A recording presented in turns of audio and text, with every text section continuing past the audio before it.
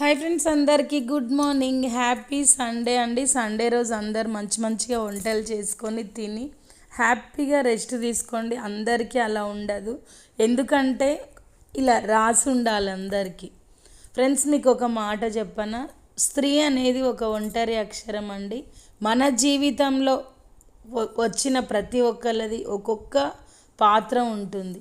కొంతమంది మనల్ని అభిమానిస్తారు, కొంతమంది మనల్ని అనుమానిస్తారు, కొంతమంది మనల్ని ప్రేమిస్తారు, కొంతమంది మనకి గుణపాఠం నేర్పుతారు.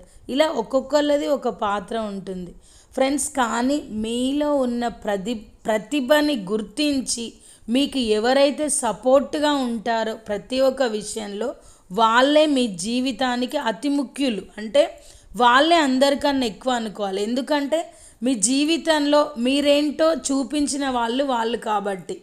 ఓకేనా?